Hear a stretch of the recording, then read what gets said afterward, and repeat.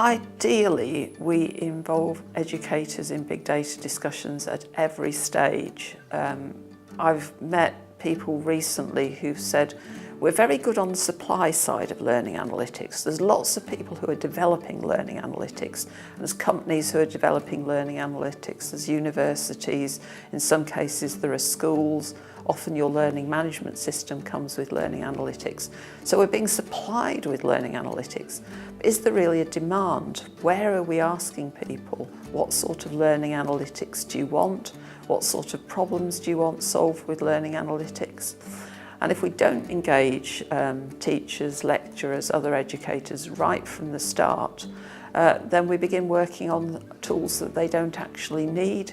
We might work on tools that waste their time, trying to understand them, trying to work with them.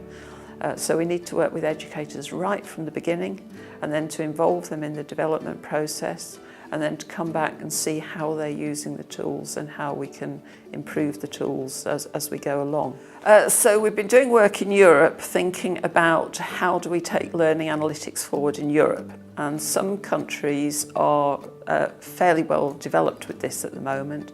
For example, Norway has set up an institute, Denmark has got a central policy, Spain, Estonia are all leading the way. But other countries haven't really engaged with learning analytics at the moment. So we're thinking, how do countries get started, and also how does Europe as a whole move forward with this? And we're beginning to identify certain things that we need to have in place. One of the things is we need to have a strategy. We need to know what we're trying to achieve with learning analytics. It's always a bad idea to begin with the data and just to sort through the data. We need to know what we're trying to achieve, what problems we're trying to solve.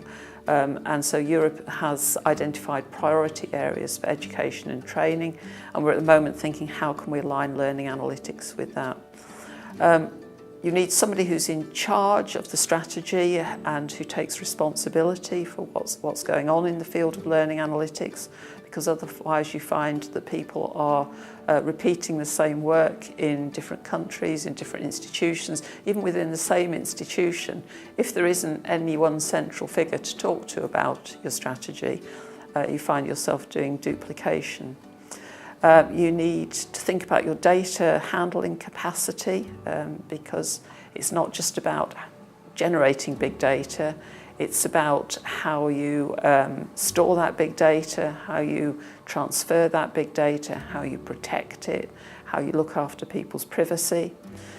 You need to develop people's skills, not only skills in looking after the data and generating algorithms, but also people's skills in interpreting the data, in asking questions about the data, and in challenging perhaps the analytics which they're presented with. So those are skills that educators and learners need to become aware of. Building in ethics and privacy from the beginning is a very important thing to do. Who is in charge of the data, who has control of what is done with the data, and who makes sure that it's not used for the wrong purposes. And also interoperability is an important thing. Developing systems that talk to each other, developing data frameworks that talk to each other. So once again, you don't end up with different companies, different institutions doing work and then not being able to share their work because it's not interoperable.